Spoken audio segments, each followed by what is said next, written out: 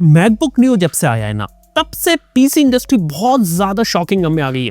यानी कि एसुस के को सीईओ का कहना है कि यार काफी ज्यादा शॉकिंग और सरप्राइजिंग है मैकबुक न्यू हमारे लिए, क्योंकि हम लोग भी बजट लैपटॉप बनाने की कोशिश कर रहे थे, लेकिन आज के समय में सिचुएशन ऐसी है कि एक मैकबुक न्यू के कंपटीशन में एक अच्छा पीसी शायद उनके लिए डिफिकल्ट हो सकता है। इवन एक खास बात यहाँ पर मैंने ऑब्जर्व करी, वो ये है कि आज के समय में पीसी इंडस्ट्री का वैसा क्रेज रहा नहीं जैसा हुआ करता था। और सच बात बताऊं, 2026 पीसी इंडस्ट्री के लिए काफी ज्यादा खतरनाक होने वाला है। चलिए एक एक करके पूरी बात को समझते हैं और देखते हैं कि विंडोज पीसी के साथ यहाँ पे मार्केट में चल के रहे। सबसे पहली चीज तो डी रैम के जो प्राइसेस वो काफी ज्यादा यहाँ पे हाई जा रहे हैं। इसके साथ ही बात करें एसएसडीज महंगी हो रही हैं और हर क्वार्टर प्राइस काफी ज्यादा इंक्रीज हो रहा है। कुछ केसेस में 2x तक भी या 3x भी इनकी इंक्रीमेंट हो रही है, जिस वजह से ये पता चलता है, इवन मनी कंट्रोल जैसी वेबसाइट ने भी ये पब्लिश किया कि यहाँ पे आने वाले समय में अप टू 35% का प्राइस हाइक हो सकता है आपके लैपटॉप्स में इंडिया के अंदर। मतलब खुद सोचिए कि इंडिया के अंदर अगर आपको 40,000 रुपए का लैपटॉप ले रहे थे पिछले साल तक, उसी laptop same configuration same product के लिए आपको 50-55 हजार रुपए तक देने पड़ सकते हैं। और लैपटॉप्स जो विंडोज के अंदर मिलते हैं ना, उसके अंदर कुछ फंडामेंटल चीजें। सबसे पहली चीज, ज्यादातर बजट लैपटॉप्स जो रहते हैं उनके अंदर बिल्ड क्वालिटी के इश्यूज है। अगर आप मेरे पुराने भी जो बेस्ट लैपटॉप के वीडियोस उसमें मैंने बोला है कि ज्यादातर लैपटॉप में जो बिल्ड क्वालिटी रहती है काफी ज्यादा प्लास्टिक रहती है, इतनी अच्छी देखने को नहीं मिलती। कई सारे लैपटॉप्स ऐसे रहते हैं इसके अंदर स्पेसिफिकेशन ज्यादा तो दे देते हैं, लेकिन कई बार आपको डिस्प्ले क्वालिटी अच्छी देखने को नहीं मिलती और ओवरऑल कई बार वैसी परफॉर्मेंस देखने को नहीं मिलती जैसी उनसे क्लेम की जाती है। और इवन अगर हम लोग बात करें तो जो विंडोज 11 जैसे इवॉल्व हुआ है, तो वहां पे 1 GB रैम आज के समय में विंडोज 11 के लिए काफी ज्यादा कम लगती है। उसके कंपैरिजन में मैकबुक न्यू एक ऐसा एग्जांपल है कि यहाँ पे पूरी पीसी इंडस्ट्री को एक तरह से उसने हिला के रखा है। मैकबुक न्यू की इंडिया में प्राइसिंग है लगभग 70,000 रुपए। आज के समय में आप खुद सोचिए कि 70,000 रुपए में चलो आप पुराने मैकबुक एयर वगैरह ले लेंगे, बात समझ में आती है। लेकिन आईफोन भी जो रहता है ना, वो कभी भी इतना ब्रांड न्यू नहीं बिकता। हर साल 1 साल पुराना आईफोन ही बिकता है। और 80,000 का आईफोन जब फ्लिपकार्ट के अंदर 50,000 रुपए का मिलता है, तो सब लोग उसको लेने के हो जाते हैं। और आप खुद सोचिए कि 70,000 का मैकबुक न्यू आने वाले 6 महीने 8 महीने साल भर के अंदर डिस्काउंटेड रेट में 50-55 हजार का नहीं मिलेगा। और 50-55 हजार में अगर मैकबुक अगर मिल रहा है, तो लोग यहाँ पे विंडोज के पीछे जाएंगे क्यों? हालांकि किसी को गेमिंग करनी है, किसी का काम अगर विंडोज से चलता है तो लोग जाएंगे। 90% वर्क के लिए मैकबुक न्यू काफी ज्यादा एडवांस होता है। मैकबुक न्यू का एक ऐसा एग्जांपल सेट किया इंडस्ट्री में कि यहाँ पे माइक्रोसॉफ्ट के एक एक्स चीफ थे, उन्होंने ये बोला कि विंडोज के ARM वाले वर्जन के साथ हम यही चीज करने की कोशिश कर रहे थे, लेकिन हम लोग बहुत ज्यादा अर्ली थे और ये चीज हम लोग अचीव नहीं कर पाए। और देखा जाए तो इस पूरी सिचुएशन में माइक्रोसॉफ्ट विंडोज की गलती है। देखो, मैं ये नहीं बोल रहा कि पीसी काफी ज्यादा स्लो हो रहा है। पीसी के अंदर काफी ज्यादा इवोल्यूशन हुआ है, काफी अच्छी परफॉर्मेंस आई है। जैसे कि बात करें इंटेल के जो नए पैंथर लेक प्रोसेसर्स होते हैं ना, वो काफी ज्यादा एडवांस है। यहाँ पे जो मैकबुक के अंदर जो चिप्स होते हैं उनसे ज्यादा एडवांस टेक्नोलॉजी पर वो बेस्ड है। इवन अगर हम लोग बात करें तो यहाँ पे आपको अच्छी परफॉर्मेंस देने के लिए AMD भी देखा है। यहाँ तक कि स्नैपड्रैगन प्रोसेसर जो X Elite उन्होंने निकाला था, वो भी काफी अच्छा था। लेकिन problem in the end Windows की है। अगर मैं सिर्फ और सिर्फ विंडोज 11 की बात करूँ तो 2021 में नया आया था, तो लोगों को बहुत अच्छा लगा था, देखने चलाने में मजा भी आता था। लेकिन धीरे धीरे माइक्रोसॉफ्ट ने उसका एक्सपीरियंस खराब कर दी। सबसे पहले तो ढेर सारी सर्विसेज को लोड करना और उसके अंदर एड्स वगैरह को इंट्रोड्यूस करना, अनवांटेड नोटिफिकेशन, अनवांटेड एप्स और अनवांटेड कई सारी ऐसी चीजें रहती है जो यूजर के डेटा को ट्रैक करती हैं। और आपको कई बार ऐसी चीजें देखने को मिलती है जो आप शायद एक क्लीन एक्सपीरियंस यहाँ पे एक्सपेक्ट कर रहे हो, लेकिन फिर भी वो आपको देखने को नहीं मिलता। इसके बाद अगली दिक्कत आती है को पायलट का फोर्सफुल इंटीग्रेशन। यानी कि माइक्रोसॉफ्ट AI वाली रेस में कूदे, अच्छी चीज थी, लेकिन अपने हर प्रोडक्ट में को पायलट डाल दिया। और उसके बाद माइक्रोसॉफ्ट के AI डिवीजन के लोग का ये बोल रहे हैं कि जितना हमने एग्रेसिवली को पायलट को पुश किया था, उतना ज्यादा AI और को पायलट तो लोग यूज भी नहीं करते हैं। लिटरली कीबोर्ड के अंदर एक को पायलट की तक को इंट्रोड्यूस कर दिया गया, जिसको यूज करके को पायलट को एक्सेस किया जा सकता है। और माइक्रोसॉफ्ट का मेन एम ये था कि ज्यादा से ज्यादा पैसा विंडोज से कमाए, क्योंकि लिटरली विंडोज 11 का अपडेट उन्होंने यहाँ पे फ्री में दिया था। और विंडोज 11 के अंदर लंबे समय से पैसा बनाने का तरीका ये कि सब्सक्रिप्शन और एड्स वगैरह दिखाओ, और वो चीजें यहाँ पे लोग अच्छे तरीके से कर रहे थे। लेकिन इन द एंड क्या हुआ, यूजर का एक्सपीरियंस खराब हुआ। इसके साथ ही बात करें तो जो अच्छा काम किया था वो किया था को पायलट प्लस पीसी में, यानी कि ऑन डिवाइस AI चलेगी, यानी कि आपका सर्वर से कोई कनेक्टिविटी नहीं है। यहाँ पे लैपटॉप के अंदर ही आप यहाँ पे सबटाइटल को जनरेट कर सकते हैं, इमेजेस को जनरेट कर सकते हैं, यहाँ पे आप वेबकैम के इफेक्ट्स डाल सकते हैं। ऐसे कुछ बेसिक चीजें डाली गई, तो देख के ऐसा लग रहा था कि हाँ, एक काफी अच्छी चीज हो सकती है। लेकिन विंडोज का को पायलट प्लस पीसी भी इतना ज्यादा खास काम किया नहीं, क्योंकि बहुत ही लिमिटेड सेट था फीचर्स का और कोई ज्यादा बड़े फीचर नहीं है। इवन जो सबसे फेमस फीचर जिसको प्रमोट किया गया था वो था AI रिकॉल फीचर, जो बाद में माइक्रोसॉफ्ट ने यहाँ पे रोल बैक इधर कर दिया क्योंकि बहुत ही ज़्यादा कॉन्ट्रोवर्शियल, तो प्राइवेसी के लिए खतरा यहाँ पे बन रहा था।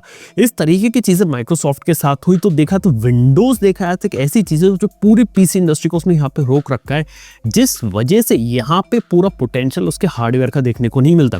और यही एक रीज़न है जिससे मैक ओएस ज़्यादा निकल रहा है। कई लोग ये कह रहे थे कि मैकबुक नियो 8 GB रैम में सफिशिएंट नहीं है। पहली बात, मैकबुक नियो के अंदर यूनिफाइड मेमोरी रहती है और मैकबुक नियो जो मैक ओएस पे चलता है ना, वो स्वैप मेमोरी का भी यूज़ करता है, यानी कि आपकी SSD जो उसमें यूज़ की जा रही है उसका कुछ पार्ट वो एज अ रैम उसको यहाँ पे यूज़ कर सकता है। और सिंपल सी बात है कि मैकबुक का ऑप्टिमाइजेशन इस लेवल पे रहता है कि एक मैक ओएस को अगर आप लोग यूज़ करेंगे तो फास्ट रहेगा, फ्लूइड रहेगा, अपडेट आने के बाद बिगड़ेगा नहीं। एक अपडेट आने से विंडोज़ के अंदर एरर आ जाते, कई बार गेम्स चलना बंद हो जाते हैं, ये सारी दिक्कतें मैकबुक के साथ नहीं आती, ड्राइवर इशूज़ नहीं आते, जिस वजह से वो लैपटॉप अगर आपने लिया तो आप नॉर्मल यूज केस में चला सकते हो। और यही चीज इन्हें खतरा लग रहा है क्योंकि आज के समय में क्या रह रहा है, जो लैपटॉप के प्राइसेस है वो इंडिया और ग्लोबल लेवल पे बढ़ रहे हैं। यानी कि आप खुद सोचिए कि एक टाइम पे विंडोज पीसी सस्ते हुआ करते थे, मैकबुक महंगा हुआ करता था। अब मैकबुक एयर निकाला, नियो निकाला, वो लोग लेवल पे आ गए, लेकिन यहाँ पे पीसी इंडस्ट्रीज खतरे में है कि उसे अपने प्राइसेस बढ़ाने पड़ रहे हैं। और जब एक ऐसा पॉइंट आ गया लोगों का कि दोनों के प्रोडक्ट की प्राइसिंग जब मैच कर रही, तो लोग मैकबुक नियो के ऊपर जाएंगे। इवन देखा जाए तो विंडोज पीसी पे और पीसी मेकर्स के साथ बहुत सारे ऑप्शंस थे, यहाँ तक कि स्नैपड्रैगन के साथ भी उन्होंने स्नैपड्रैगन एक्स चिप को निकाला था। चिप्स अच्छे थे, ऑन डिवाइस एआई लेकर आए, बैटरी लाइफ अच्छी थी, कमाल की चीजें थी। लेकिन वही इन द एंड विंडोज के साथ प्रॉब्लम थी कि इम्यूलेशन करते थे पुरानी x86 आर्किटेक्चर की आपका, जिस वजह से आपको परफॉर्मेंस और बैटरी लाइफ में बहुत सेक्रीफाइस था और लोगों को कई बार इश्यूज भी आते थे, इसका स्मूथ परफॉर्मेंस नहीं था। वही चीज मैक ओएस ने काफी अच्छे तरीके से इंप्रूव करी जब उसने अपना M1 चिप निकाला और लेगेसी सॉफ्टवेयर का भी सपोर्ट अच्छे तरीके से रखा, इम्यूलेशन पे भी काम किया। और आज के समय में मैक ओएस एप्पल सिलिकॉन के साथ बहुत अच्छे तरीके से काम करता है। इवन एक बात बताऊं ना, एप्पल का एआई के ऊपर ना कूदना उनके लिए प्लस पॉइंट बन गया क्योंकि माइक्रोसॉफ्ट जल्दी एआई के ऊपर कूद गए, उसने एक्सपीरियंस को खराब कर दिया। जबकि मैक ओएस के अंदर कोई आपको एआई के कुछ फीचर्स भी देखने को नहीं मिलते, जैसा बेसिक ऑपरेटिंग सिस्टम है वैसा यहाँ पर चलता रहेगा। और यही चीज है। और आने वाले फ्यूचर में क्या रहेगा कि यहाँ पे एप्पल जैसी कंपनी कम हार्डवेयर देकर भी उससे आउटपुट ज्यादा निकल सकती है क्योंकि हार्डवेयर और सॉफ्टवेयर दोनों अच्छे तरीके से बना रहे हैं। लेकिन यहाँ पे पीसी साइड में बात है कि पीसी साइड के अंदर विंडोज बहुत अच्छे तरीके से इंप्रूवमेंट की जरूरत है। और अगले इंप्रूवमेंट की जरूरत है यहाँ पे जो पीसी मेकर्स है उन्हें अपने हार्डवेयर के साथ साथ build quality, display panel, speakers, इन सबको फिक्स करने की जरूरत है। आज के समय में 55,000 60,000 में एक अच्छा गेमिंग लैपटॉप आ जाता है, लेकिन उस गेमिंग लैपटॉप में आप यहाँ पे अच्छे तरीके से उसे बैटरी पे नहीं चला सकते। कई बार डिस्प्ले की क्वालिटी अच्छी नहीं रहती, कई बार स्पीकर्स की क्वालिटी अच्छी नहीं रहती।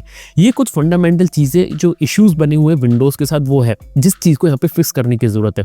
लेकिन इसका मतलब ये नहीं कि विंडोज के अंदर आपको अच्छे लैपटॉप्स देखने को नहीं मिलते। अगर एक पर्टिकुलर प्राइस पॉइंट के बाद बात करें तो बहुत ही शानदार लैपटॉप्स आते हैं। जैसे की बात करें इंटेल के ultra core series powered laptops काफी अच्छे रहते हैं, नए पैंथर लिख के लैपटॉप्स आ रहे हैं। यहाँ तक की बात करें तो आपको ओलेड डिस्प्ले भी देखने को मिलता है, आपको IR फेस अनलॉक देखने को मिलता है, इवन बैटरी लाइफ भी काफी कमाल की देखने को मिलती है, इवन कन्वर्टेबल लैपटॉप्स देखने को मिलते हैं, टच स्क्रीन की फंक्शनलिटी है, यानी कि चीजें अच्छी देखने को मिलती है। लेकिन हाँ, बात यही है कि उन सब चीजों की आपको ज्यादा पैसा खर्चा करना पड़ता है।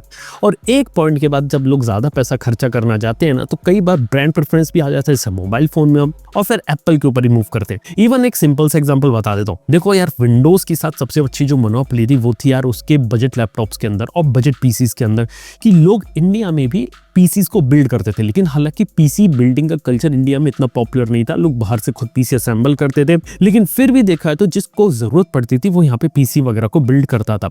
लेकिन आज के समय में पीसी कंपोनेंट और पीसी बिल्डिंग एक बहुत ही एक्सपेंसिव हॉबी बन के रही है, जहाँ पे प्राइसेस तो आसमान छू रहे हैं, नए ग्राफिक कार्ड्स भी देखने को नहीं मिलता और नए प्रोसेसर्स भी लिमिटेड है। इवन अगर हम बात करूँ प्रोसेसर्स की तो कई सारी कंपनीज आज के समय में एआई को प्रायोरिटी दे रही है, जैसे कि इंटेल जैसी कंपनी भी आने वाले समय में और ज्यादा एआई हार्डवेयर, एआई सर्वर्स के ऊपर अपने चिप्स को यहाँ पे ज्यादा निकालेगी बजाय कि कंज्यूमर ग्रेड पीसीज के लिए। यहाँ तक कि एनवीडिया जैसी कंपनी भी एआई हार्डवेयर पे फोकस कर रही है इस साल तो, या इवन अगले साल तो अपना कंज्यूमर ग्रेड गेमिंग जीपीयू तक निकालने वाले। और तो और बात करें तो एएमडी जैसी कंपनी भी एआई वाले सीपीयूज पे ज्यादा काम कर रही है। यानी कि हर एक कंपनी जिससे उम्मीद थी कि अच्छा हार्डवेयर यहाँ पे डिलीवर करेगी कंज्यूमर लैपटॉप्स और पीसी में, वो चीजें भी डिलीवर नहीं हो रही। और यही से मतलब समझ में आता है कि यार पूरी पीसी इंडस्ट्री एक तरह से थोड़े खतरे में आ गई है। यानी कि इसका मतलब ये नहीं कि टोटली खत्म हो जाएगी। जिस चीज के लिए पीसी इंडस्ट्री जानी आती थी कि आपको अफोर्डेबल सेगमेंट में एक अच्छा एक्सपीरियंस देखने को मिलेगा, इवन उस चीज़ के लिए। इवन गेमिंग के रिलेटेड भी एक एग्जांपल है। आज के समय में गेम्स काफ़ी ज़्यादा रिसोर्स हैवी और हंग्री होते जा रहे हैं, और आज के समय में जब रैम प्राइस और ग्राफिक कार्ड की ऐसी हालत है तो लोग यहाँ पे गेमिंग कैसे करेंगे। और हाँ, विंडोज़ को इसके अंदर अकाउंट में अगर ले लूँ तो उसके अंदर तो एक अपडेट आते ही कई बार गेम्स आपके क्रैश करने लगते हैं, कई बार ड्राइवर सपोर्ट नहीं करता, तो अलग दिक्कतें विंडोज़ के साथ भी जुड़ी है। और सरप्राइजिंग चीज़ मैंने देखी कि इस साल मैंने लिनक्स गेमिंग का एक अच्छा एक्सपीरियंस ले रहे हैं लोग। आज के समय में लिनक्स के अंदर गेमिंग का सपोर्ट थोड़ा सा बेटर होता चला जा रहा है। ये सरप्राइजिंग चीज़ है, क्योंकि एक ज़माने में लिनक्स गेमिंग को लोग कंसिडर भी नहीं करते थे, लेकिन अब ये सारी चीज़ें काफ़ी ज़्यादा इंप्रूव हो रही हैं। और सरप्राइजिंग चीज़ सुनो, अगर मैं लिनक्स को अगर एक अच्छे कंप्यूटर के अंदर अगर डालूँ जिसके अंदर एक ठीक ठाक हार्डवेयर है ना, वो विंडोज से बेटर परफॉर्मेंस निकाल सकता है। इवन लैपटॉप में उससे बेटर बैटरी लाइफ भी पॉसिबल हो सकती है, क्योंकि लिनक्स देखा जाए तो धीरे धीरे उसका अलग अलग वेरिएंट्स जो हैं वो काफ़ी तेज़ी से इवॉल्व हो गए। हालांकि आज के समय में लिनक्स ऐसा नहीं कि रेगुलर कंज्यूमर को यहाँ पर रिप्लेस कर देगा, लेकिन एक अच्छा ऑल्टरनेटिव यहाँ पे साबित हो रहा है, और उसे कंप्लीटली चेंज करने में तो काफ़ी टाइम लगेगा। और सीधी बात है कि माइक्रोसॉफ्ट की जो मोनोपोली है ना वो यहाँ पर है। और सीधी बात इधर मैं बोलूंगा कि लोग विंडोज का यहाँ पे यूज करते एक बार पीसी के अंदर जाने के लिए, लेकिन एक बार वो मैक ओएस को यूज कर ले तो कई सारे लोग मैंने देखे कि विंडोज के ऊपर रोल बैक नहीं करते अनटिल एंड अनलेस उन्हें गेमिंग करनी हो या कोई और काम करना हो। तो इसी वजह से यार सच बताऊं, एक वर्स्ट एरा विंडोज पीसी के लिए यहाँ पे शुरू हो गया, और यहाँ से बचने का सिर्फ एक ही तरीका है, विंडोज को काफी अच्छे तरीके से ऑप्टिमाइज बनाना पड़ेगा, कोपायलट प्लस फीचर्स अच्छे तरीके से इंप्लीमेंट भी करने पड़ेंगे, और इस तरीके का पीसी बनाना पड़ेगा जो आपके ऑन डिवाइस एआई को और अच्छे तरीके से चला ले।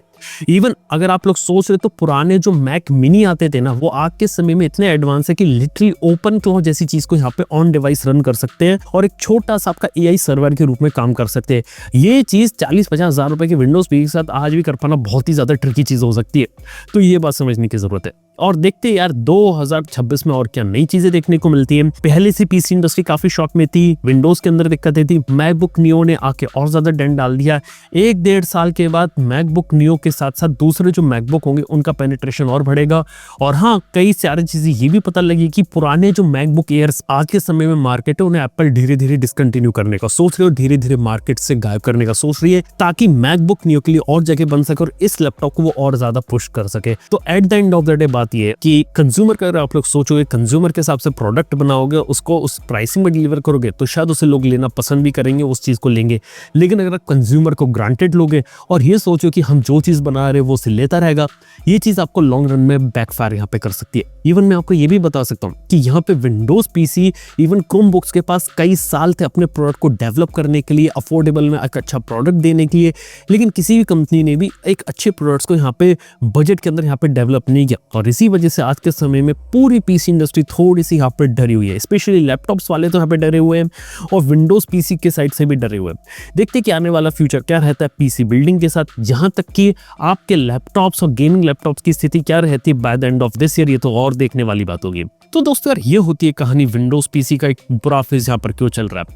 बाकी आप लोग विंडोज पीसी यूज करते हो, मैक ओएस यूज करते हो, या फिर कोई दूसरा ऑपरेटिंग सिस्टम या पीसी बिल्ड कर रखा है, अपनी बात नीचे कमेंट में बता सकते हैं। थैंक यू बने रहने के लिए। मैं आप सुनता हूं अपने नेक्स्ट वीडियो के अंदर। Good bye.